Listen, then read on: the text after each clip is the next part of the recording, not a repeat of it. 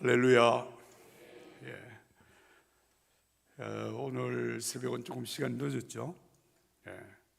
제가 늦었기 때문에 마치는 시간은 똑같이 마치겠습니다. 감사합니다. 오늘 아침에는 이 소망으로 오늘을 산다라고 하는 제목으로 말씀을 드리겠는데요. 한번 같이 따라하겠습니다. 이 소망으로 오늘을 산다. 다시 한번, 이 소망으로 오늘을 산다. 자, 이 소망은 무슨 소망일까요? 여러분들이 다 짐작하시리라고 믿습니다. 베드로전서 3장 15절과 16절의 말씀 먼저 우리 함께 읽도록 하겠습니다. 베드로전서 3장 15절 16절. 다 같이 시작.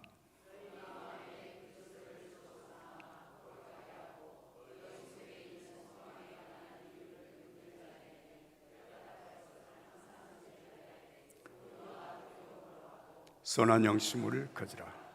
이는 그리스도 안에 있는 너희의 행선행을 욕하는 자들로 그 비방하는 일에 부끄러움을 당하게 하려 함이라. 할렐루야. 너희 속에 있는 소망에 관한 이유를 묻는 자에게는 대답할 것을 항상 준비하라. 이런 얘기입니다. 당신 왜 예수 믿지? 조금 더 일반적. 당신 왜 살지? 살아야 할 이유가 있어야 되잖아요.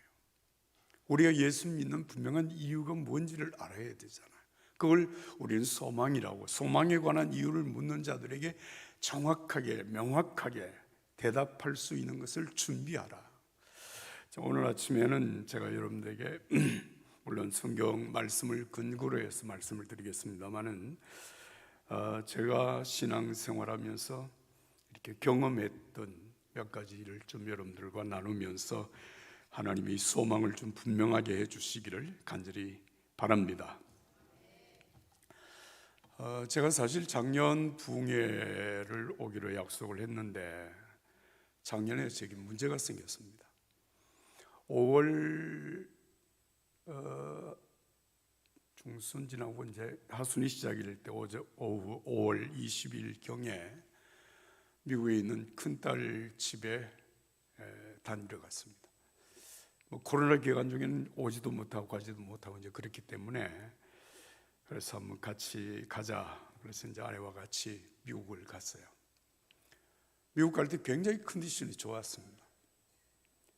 근데 뭐 하여튼 가서 열심히 뭐 운동도 하고 여행도 하고 뭐 이렇게 이제 지났는데 돌아오는 날 그날이 6월 19일이었습니다.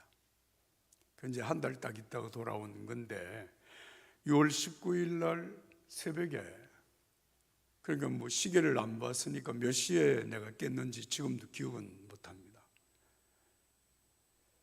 그 새벽에 깨서 화장실을 갔어요. 죄송합니다. 여러분 새벽에 화장실 얘기를 해서. 화장실에서 서서 이제 소변을 보고 근데 소변을 보는데 하여튼 뭐 약간 좀 이상하다고 느꼈습니다. 근데 그 순간을 느끼는 것과 동시에 제가 의식을 잃었어요. 그 제가 의식을 잃었다라고 하는 것도 제가 언제 깨달았는가 하면 제가 의식을 잃구나 그러고 한 게 아니고 나중에 깨어나니까 제가 의식을 잃고 쓰러졌다가 깨어난 거예요. 그러니까 그 쓰러진 시간과 잠이 다시 이제 일어난 시간이 정확하게 몇 분인지도 전혀 제가 기억을 못합니다.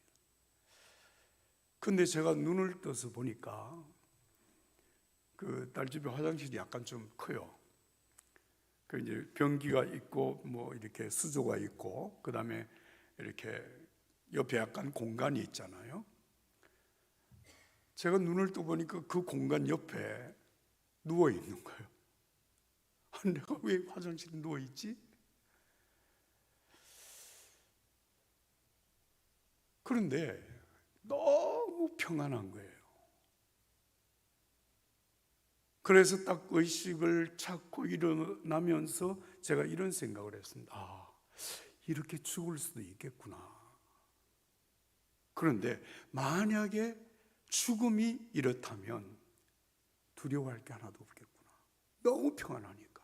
그러니까 쓰러지는 순간을 제가 의식을 못하고 깨어나면서 내가 쓰러졌다는 사실을 깨달은 거고요.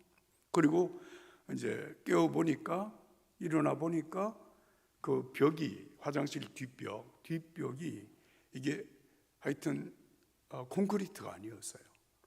근데 거기를 넘어지는 순간에 벽이 머리에 부딪혀서 쑥 들어간 거예요. 분명히 넘어진 거다. 그런데 이제 한 가지 놀라운 사실은 외상이 하나도 없는 거예요.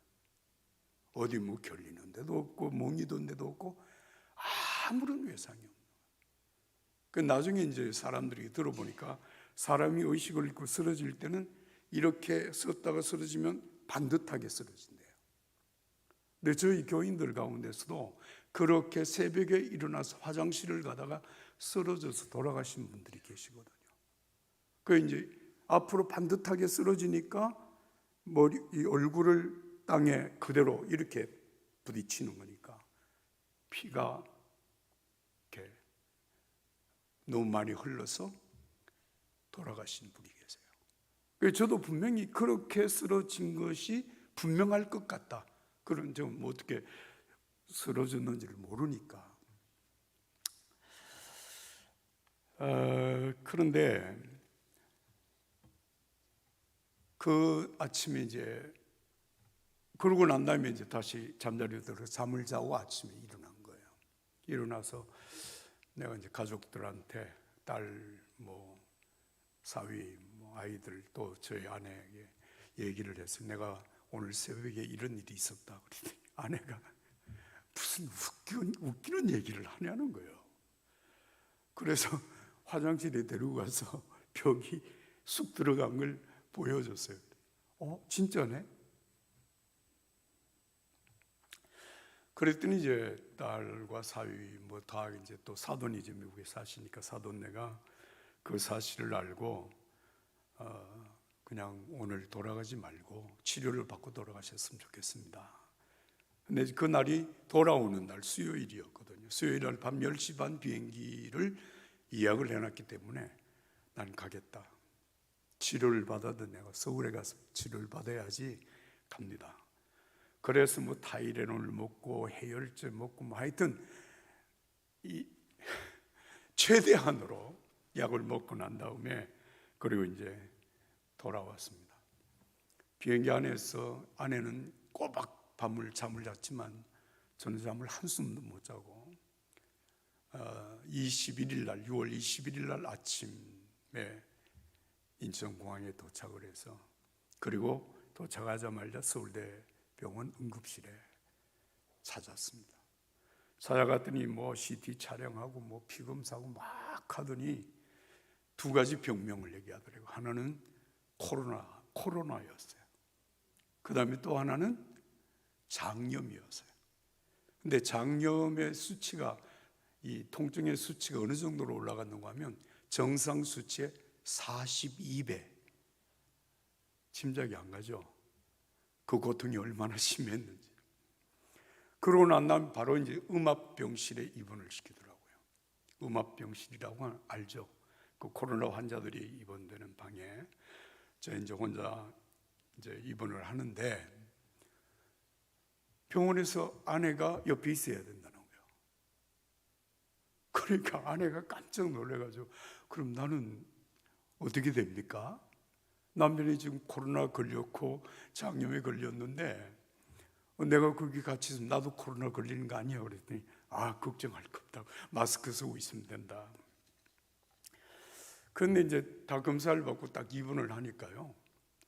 저를 치료하는 이 과정이 그렇습니다. 산소호흡기를 끼더라고요. 그래서 산소호흡기를 끼고 그 다음에 두 번째 그 치료액 이 팩으로 만들어진 치료액들 있잖아요. 우리가 링거 맞을 때 그 주사액을 맞잖아요. 그 팩이 12개가 한꺼번에 걸려서 그리고 그 12개 치료액이 이제 혈관을 통해서 공급이 되는 거예요.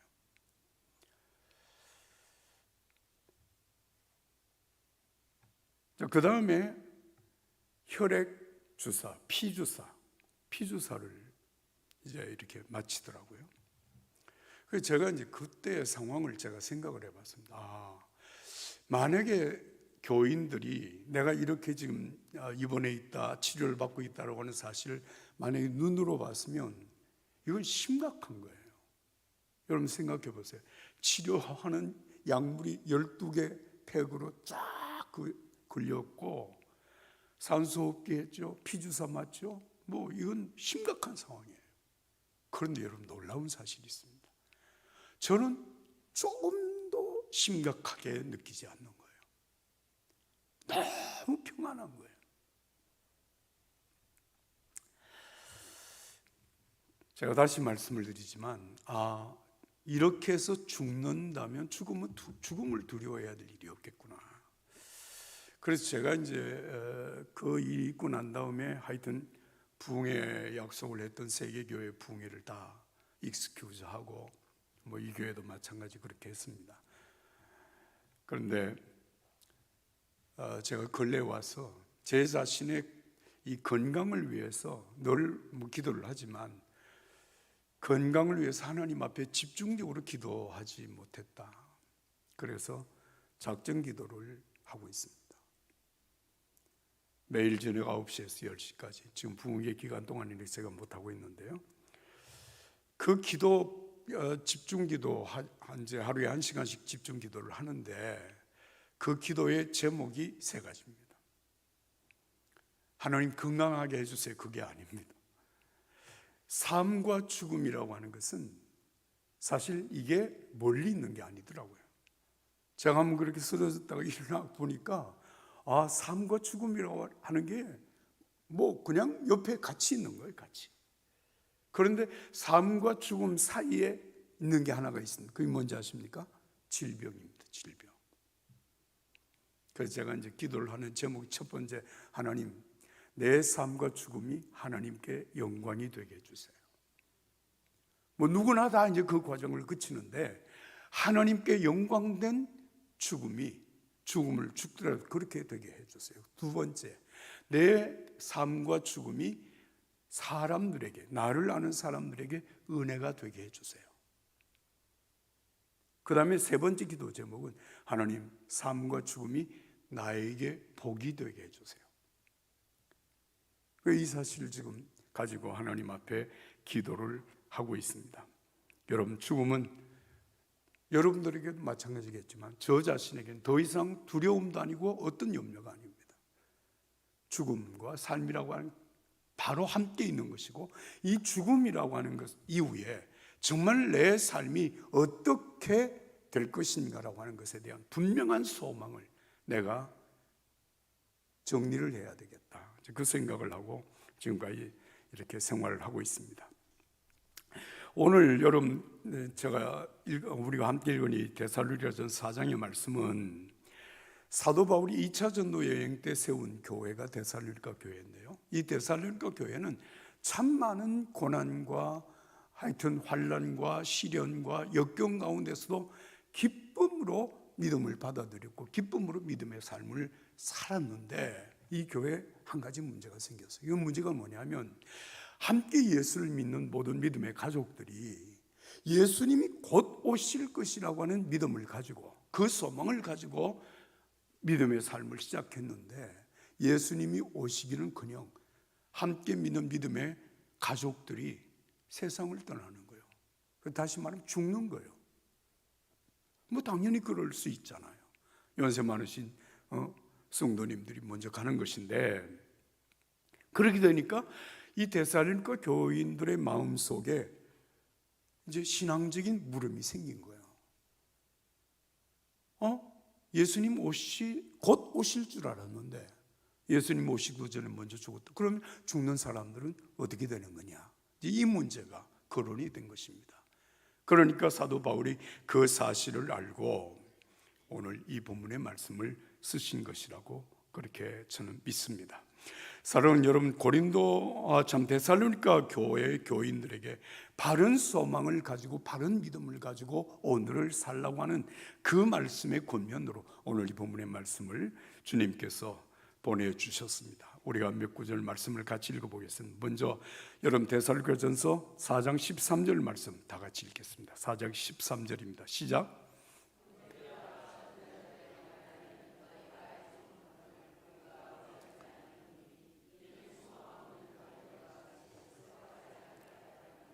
아멘.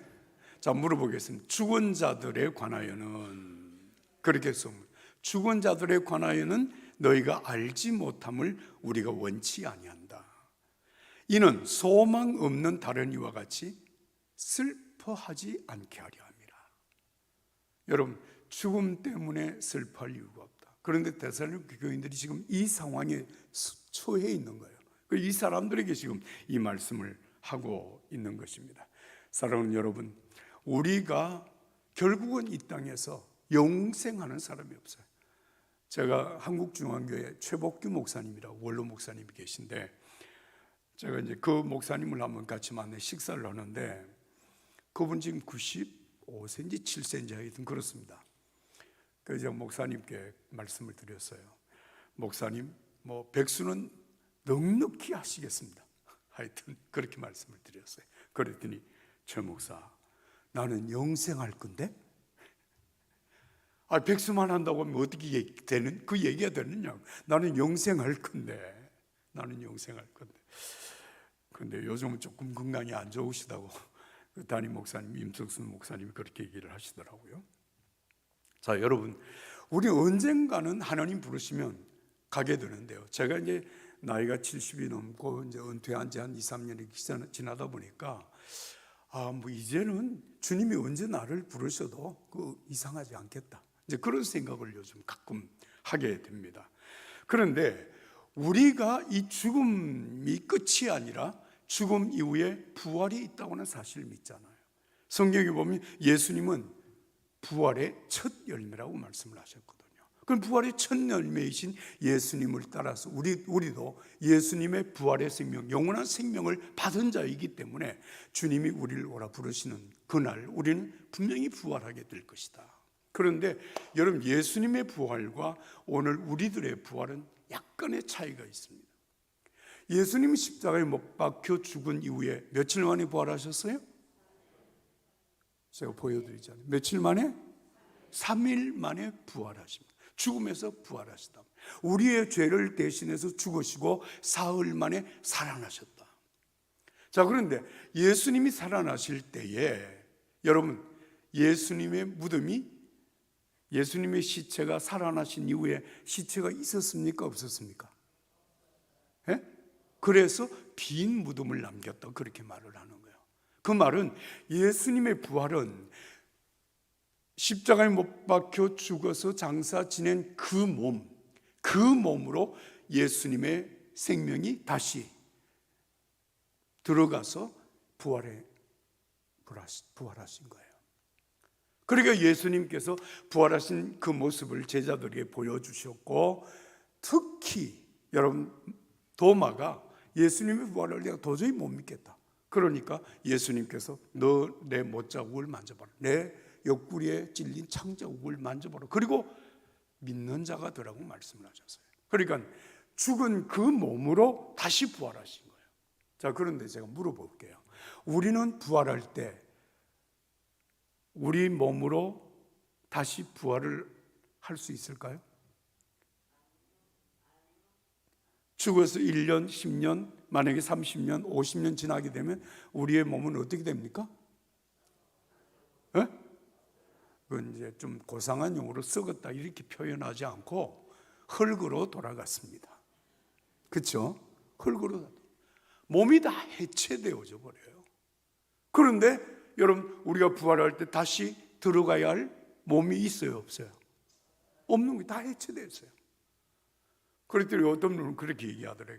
질량불변의 법칙이 있어서 우리의 몸이 갖고 있던 모든 질량은 그대로 남아있다는 거예요. 그러면 뭐 예수님, 참 우리가 부활하는 그날 그 질량불변의 법칙에서 사람이 다시 살아난다, 이런 얘기를 하는데 그거는 전 잘 모르는 얘기입니다. 자, 여러분, 예수님이 성경대로 죽었다가 사흘 만에 다시 살아나신 그 부활하신 예수님, 그 부활하신 예수님께서 우리에게 분명히 말씀하시는 것입니다. 고린도전서 15장 16절부터 20절 말씀 이렇게 기록합니다. 만일 죽은 자가 다시 살아나는 일이 없으면 그리스도도 다시 살아나신 일이 없었을 터이요, 그리스도께서 다시 살아나신 일이 없으면 너희의 믿음도 헛되고 너희가 여전히 죄 가운데 있을 것이요, 또한 그리스도 안에서 잠자는 자도 망하였으리라. 만일 그리스도 안에서 우리가 바라는 것이 다만 이 세상의 삶뿐이면 모든 사람 가운데 우리가 더욱 불쌍한 자이리라. 그러나 그리스도께서 죽은 자 가운데 다시 살아나사 잠자는 자들의 첫 열매가 되셨도다. 따라서 합시다. 부활은 있습니다. 아멘. 만약에 여러분 오늘 우리가 이 땅에 사는 후 예수 믿고 잘 먹고 잘 입고 잘 살고 자손 잘 되고 하는 일 다 잘 되고 정말 건강하게 100수 120수까지 살다가 갔다. 그런데 만약에 부활이 우리들에게 없다 그러면 내가 어떻게 살았든지 간에 그건 다 헛것이다. 여러분 그렇지 않습니까? 내가 지금까지 살아온 모든 삶을 돌아보게 될 때에 여러분 과거에 내가 뭘 했습니다, 내가 뭐 얼마나 가졌습니다, 얼마나 대단했습니다. So what? 그래서 어떻게 되었다는 것입니까? 네? 결국 한 줌의 흙으로 돌아가는 것이 인생이 그것이 전부라고 하면 여러분 예수 믿는 사람은 이 세상에서 가장 불쌍한 자보다 더 불쌍한 자. 여러분 생각을 해보세요. 없는 것을 있다고 말을 하고 끝이 나버리는 것인데 끝 이후에 부활이 있다고. 여러분 부활도 없는데 만약에 부활이 있다고 그렇게 믿고 살았다면 여러분 얼마나 허망한 인생을 산 것이 되는 것입니까? 자, 오늘 우리가 신앙생활을 할 때 이 부활이라고 하는 것에 대하여서 이 분명한 믿음과 소망이 확정되지 아니하면 항상 퀘스천이 생기는 것입니다. 저도 사실 이게 오랫동안 이 문제에 대해서 많이 생각했고 많이 기도했고 많이 책을 읽고 연구를 했습니다. 그런데 명확한 대답이 쉽지 않았어요. 그런데 제가 이제 지난해 그런 경험을 하면서 실제적인 삶 속에서 우리의 이 소망, 하나님 나라에 대한 소망, 부활에 대한 소망이 어떻게 정리가 되어야 할 것인가 라고 하는 것에 대하여서 제가 정리를 한 것입니다. 우리는 언제 어떻게 부활하게 되는 것일까?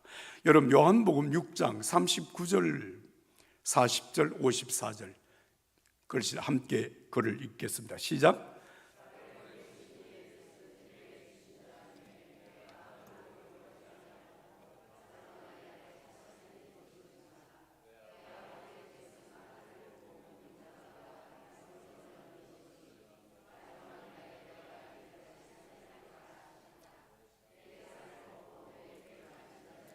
영생을 가졌고 마지막 날에 내가 그를 다시 살리리니. 자, 제가 묻겠습니다. 오늘 우리 읽은 이 요한복음 말씀에 의하면 우리가 언제 다시 살아나는 겁니까? 언제? 마지막 날. 자, 여러분 마지막 날에 예수님께서 우리를 다시 살린다. 그러면 다시 살린다고 하는 것이 이제 부활이거든요. 자, 그럼 묻겠습니다. 마지막 날은 언제를 얘기하는 것일까요? 네? 마지막 날에 내가 너를 다시 살린다라고 하는 이 말은 여러분 크게는 두 가지를 얘기해요. 하나는 예수님이 재림하시는 날, 그 날은 우주적인 마지막 날이고 모든 인류의 마지막 날이 됩니다. 그게 예수님이 재림하시는 날입니다. 또 한 가지, 여러분 우리가 개별적으로 당하는 마지막 날이 있습니다. 언제입니까? 죽음의 날이에요. 죽음의 날이에요. 자, 여러분 이 죽음의 날, 마지막 날 주님이 우리를 다시 살리신다. 그래서 이제 여기 두 가지로 나누어지는데, 하나는 내 개인적으로는 마지막 날이 언제인가 하면 주님이 나를 부르시는 그 날이고, 우주적으로 마지막 날, 역사의 마지막 날은 예수님이 재림하시는 날인데, 자, 그러면 부활도 두 가지로 일어나는 것입니다. 하나는 여러분 주님이 부르심으로 말미암아 우리가 죽는 그날이 마지막 날이, 그날 주님이 우리를 살리시는 부활의 날이 분명히 됩니다. 이제 여러분들이 요 정신을 차리고 잘 들으셔야 돼요. 주님이 나를 부르시는 그날 내가 주님 앞에 서게 되는데 여러분, 그날 우리가 부활의 모습으로 주님 앞에 서게 된다는 거예요. 그 다음에 두 번째, 예수님이 재림하시는 그날에 아직도 그날에 살아있는 자들은 그날에 여러분 부활체로 신령한 몸으로 변화가 된다는 것입니다. 그래서 공중에서 주님을 만나게 될 것이다, 이렇게 이제 말씀을 하고 있는 것입니다. 여러분, 누가복음 16장 19절에서 31절에 보면 부자와 라사로에 대한 비유가 나옵니다. 참 말씀이 나옵니다. 근데 사람들이 이 부자와 라사로의 말씀을 비유라고 말을 하는 사람들도 있어요. 그런데 여러분, 이것은 비유가 아니고 실제적인 예수님의 말씀입니다. 부자, 굉장히 부자로 살았어요. 거지 나사로는 거지 문간에서 쓰레기 더미를 뒤지면서 먹고 살다가 결국 둘 다 죽었다. 자, 여러분, 왜 부자는 이름을 거명하지 않고 거지의 이름은 나사로로 거명을 했을까? 예수님이 굉장히 예의를 지킨 것입니다. 부자, 만약에 최이우가 그렇게 잘 살다가 죽었다, 그리고 나중에 지옥을 갔다, 그러면 이게 얼마나 그 사람에게 모욕적인 은사가 될 수 있거든요. 그런데 나사로, 거지 나사로는 얘기해도 아무 문제가 없고, 그리고 더군다나 거지 나사로는 죽음 이후에 하나님의 나라에서 영광을 누리겠다라고 하는 말씀으로 이어지는 것이거든요. 자, 그런데 여기에서 굉장히 중요한, 이게 실제적인 이야기, 여러분, 이 삶과 죽음이 함께 있다고 하는 사실을 깨닫게 하는 중요한 말씀입니다. 잘 들어보세요. 여러분, 부자와 나사로가 딱 죽었는데 부자는 지옥에 떨어진 거예요. 너무너무 고통스러운 상황 속에서 목이 말라 견딜 수 없는 상황에서 딱 눈을 들어보니까 천국에 나사로가 아브라함의 품에 안겨서 그렇게 행복하게 있는 거예요. 그러니까 부자가 이렇게 말합니다. 아버지 아브라함이요, 저 나사로를 시켜서 물 한 방울, 시원한 물 한 방울을 내 혀에 떨어뜨려 주소서. 이 목마른 고통, 이 고통 속에서 벗어나게 해달라고 간청을 합니다. 그런데 허락하지 않는, 너와 이 나사로 사이에는 큰 구름, 갭이 있어서 가지도 못하고 오지도 못한다는 거예요. 그러니까 이 부자가 다급하니까 아버지 아브라함이요, 그러면 나사로를 다시 살려서 세상에 보내시오. 세상에 남아있는 내 형제 5이 있습니다. 그 형제들에게 이 사실을 분명하게 증거해 주십시오. 그러면 그들이 예수 믿고 그들이 정말 정신 차리고 정말 이 천국에 오도록 그렇게 했으면 좋겠습니다. 그렇게 간청을 하니까 아브라함이 뭐라고 말을 하는 거 아니? 지금 세상에는 모세와 선지자들의 말씀을 전하는 설교사들이 있다는 거예요. 그들의 말을 듣지 않고 믿지 않는 사람은 죽은 나사로가 살아가서 얘기를 해도 믿지 않는다는 거예요. 저 인간이 죽었다 살아났네? 그런데 쓸데없는 소리를 지금 하고 있어? 그러지 안 듣는다는 거예요. 사랑하는 여러분, 이 부자와 나사로의 말씀은 여러분 죽음 이후에 분명하게 일어나는 사건을 주님께서 우리에게 보여주셨다. 그 사건은 지금 부자가 죽고 부자의 형제들이 세상에 그대로 살아있는 상황 속에서 이미 천국과 지옥의 역사가 경험이 되어졌다고 하는 사실을 말씀을 하고 있습니다. 그 다음에 여러분 누가복음 23장의 말씀을 보면 여러분 두 행악자가 예수님 십자가에 못 박힐 때 함께 못 박힙니다. 그런데 한 행악자는 예수님을 향해서 저주를 쏟아붓고 이 고통 속에서 너도 구원하고 나도 구원하라고 막 소리를 지릅니다. 그런데 한 사람이 말합니다. 우리는 마땅히 죽어야 마땅하지만 예수님은 이렇게 죽으셔야 될 분이 아니다. 그러면서 예수님에게 한 행악자가 간청을 합니다. 예수여, 오늘 당신의 나라에 임하실 때 나를 기억하소서. 그랬더니 예수님이 뭐라고 말씀하십니까? 네가 따라서 합시다. 오늘 나와 함께 낙원에 있으리라. 언제? 죽었다가 잠시 큰 자고 예수님 재림하실 때 그때 아닙니다. 오늘 내가 나와 함께 나무에 있으리라. 우리가 주님 앞에 서는 그날, 여러분, 예수님은 이미 부활하신 몸으로 승천하신 거예요. 하나님 나라에 계시고 우리를 위해서 하나님 나라를 준비하시는 거예요. 그런데 그 부활하신 예수님 앞에 우리가 서게 될 때 우리는 영만 가서, 영혼만 가서 앞에 서고 예수님 부활하신 몸으로 계시고, 이게 여러분 밸런스가 맞지 않습니다. 오늘 주님과 함께, 주님이 부활하신 모습으로 하나님 앞에 하나님 나라에 계신 것처럼 우리도 주님을 만나게 될 것입니다. 자, 그러면 이제 제가 여러분들에게 오늘 이 본문의 말씀을 보면 두 가지를 얘기하거든요. 하나는 예수님이 재림하실 때 먼저 잠자는 자들을 데리고 오신다고 하는 말씀이 데살로니가전서 3장 19절에 있습니다.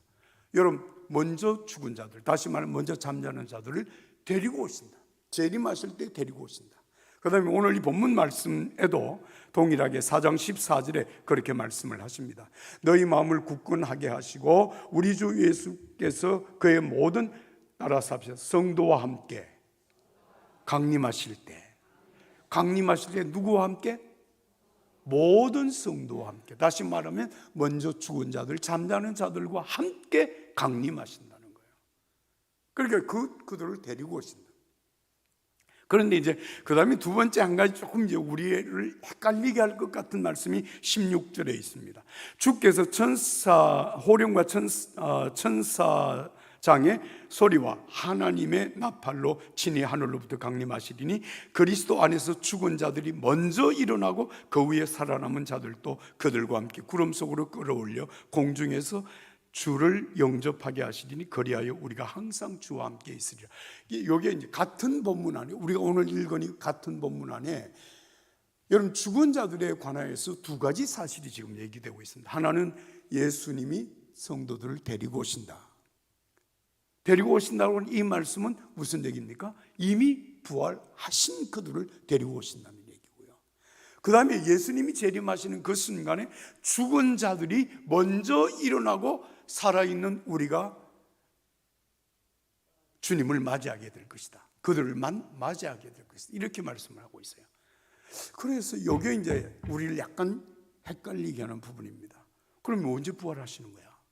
죽은 자들이 언제 부활하는 거야? 예수님 재림할 때 먼저 일어난다. 그럼 재림할 때 부활하는 거야? 그럼 그동안 어디에 있는 거야? 뭐 이런 생각이 우리를 복잡하게 하는 거예요. 그런데 여러분 분명하게 기억하십시오. 예수님이 강림하실 때 데살로니가전서 3장 19절에도 그 말씀을 하고 있습니다. 죽은 자들을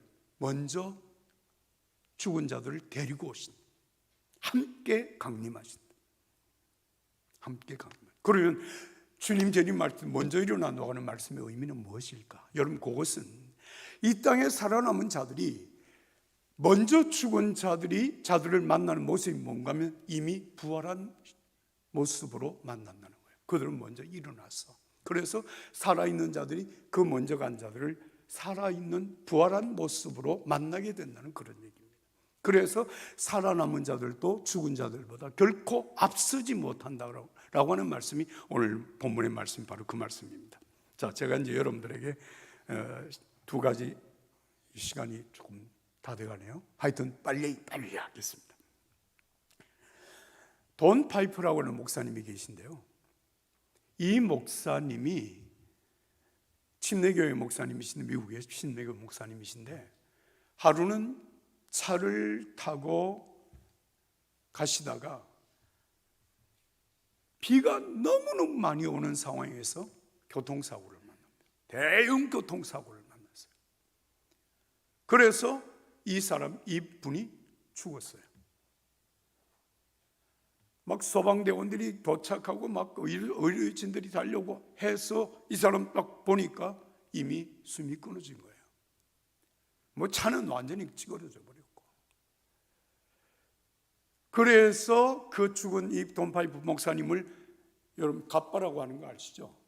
그걸로 덮어 놓고 다른 이제 사고 처리를 좀 진행을 하고 있는데, 그 목사님의 소식을 들은 한 목사님이 현장으로 달려갔습니다. 달려가서 보니까 앞문이 열리지 않는 거예요. 다 찌그러져서. 근데 아무리 소리를 질러서 친구를 불러봐도 친구는 죽었잖아요. 그러니까 이분이 거기서 기도를 하는데, 여러분, 기도하는 순간에 이 목사님이 깨어난 거예요. 근데 그렇게 죽었다가 깨어난 시간이 얼마나 지났는 건 90분이 흘렀어요. 90분. 그래서 이분이 나중에 쓴 글이 90분의 기적이라고 하는 책을 썼습니다. 제가 그 부분에 조금 몇 부분을 읽어드리겠습니다. 90분의 기적이라고 하는 책에 쓴 기록입니다. 1989년 1월 18일 나는 세상을 떠났다. 응급 의료진들은 내가 사고를 당한 불과 몇 분 후에 현장에 도착했다. 그들은 나의 맥박이 멈춘 것을 확인한 다음 공식적으로 사망을 확인했다. 그들은 사람들이 나를 보지 못하도록 내 몸에 방수포를 덮어놓았고, 그런 다음 다른 부상자들을 돌아보았다. 나는 죽고서 곧바로 천국으로 갔다. 내가 천국에 있는 동안에 한 침례교 목사가 사고 현장에 나타났다. 그는 목숨이 끊어진 내 시신 옆으로 다가와 기도하기 시작했다. 응급구조대원들의 비웃음에도 아랑곳하지 않고 나를 위해 계속 기도했다. 의료진들이 내가 사망했다고 발표한 지 90분이 지났을 때 마침내 주님은 목사의 기도에 응답해 주셨고, 그리하여 나는 다시 살아났다. 내가 죽고 나서 정신이 들었을 때, 요건 이제 죽음 이후에 90분 동안이 일어난 일입니다. 정신이 들었을 때 나는 천국에 있었다. 나는 주위를 둘러보고 환희에 넘쳤으며 그 순간 수많은 사람들이 내 주변에 있다는 것을 알아차렸다. 나는 즉시 이들이 내가 살아있을 적에 죽었던 사람들이라는 것을 알 수 있었다. 그러니까 천국에 자기가 있다는 사실을 확인했는데, 거기에서 만난 사람들, 자기보다 먼저 죽은 그 사람들, 천국 문 앞에서 만나는 그런 장면입니다. 나는 즉시 이들이 내가 살아있을 적에 죽었던 사람들이라는 것을 알 수 있었다. 그들은 나를 위한 천상의 환영객들이라는 것을 나는 직관적으로 알 수 있었다. 마치 천국 문 앞에 모여 나를 기다리고 있었던 것 같았다. 그들은 나를 애워싸기 시작했고 꼭 껴안아 주었다. 많은 사람이 있었고 그 누구도 이 사람들처럼 행복할 수 없다는 생각을 했다. 그들의 얼굴에선 지상에서 한 번도 본 적 없는 평온함이 흘렀고 빛이 났다. 모두들 하나같이 생기가 넘쳤고 즐거운 표정을 짓고 있었다. 그곳에서 만난 그들은 한때 내가 알던 모습 그들이었다. 지상에 있을 때보다 훨씬 더 빛나고 환희에 넘치는 것을 빼고는 말이다. 여러분, 죽음 그 순간에 우리가 하나님 앞에 그 모습으로 섭니다. 하나님 앞에 서는 써야 되는 그 순간에 환영하러 나온 앞서간 믿음의 형제 자매들을 만납니다. 근데 그 모습이 너무 행복한 모습이에요. 제가 오늘 여러분 마지막으로 한 2-3분 동안 말씀을 드리겠습니다. 제가 신학대학을 다닐 때 가장 가까웠던 친구가 감리교 신학대학에서 상담학을 가르치던 안승호 교수입니다. 그래서 이제 제가 목회를 하는 동안에 안승호 교수가 목회 상담 센터라고 하는 것을 만들 때 제가 함께 협력해서 제가 이사장이 되었습니다.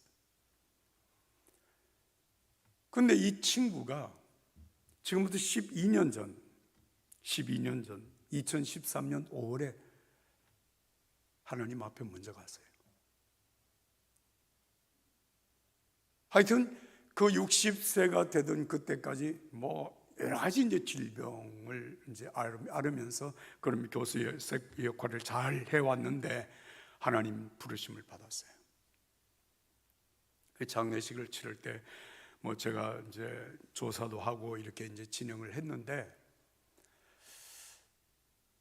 이제 안승모 교수가 이제 하나님께 가고 난 다음에 그 사모님이 종교교회 등록을 해서 지금 교회 권사님으로 찬양대원도 하고 속장도 하고 열심히 이제 아주대 교수로서 이제 정년퇴직을 하셨는데, 그분이 그렇게 봉사를 잘하고 있습니다.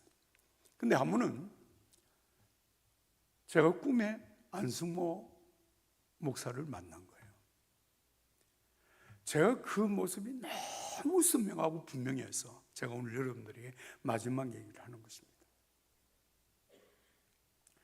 꿈에 안승모를 만났는데, 사실은 이제 저도 지금 키가 한 3, 4cm, 한 5cm 줄었거든요.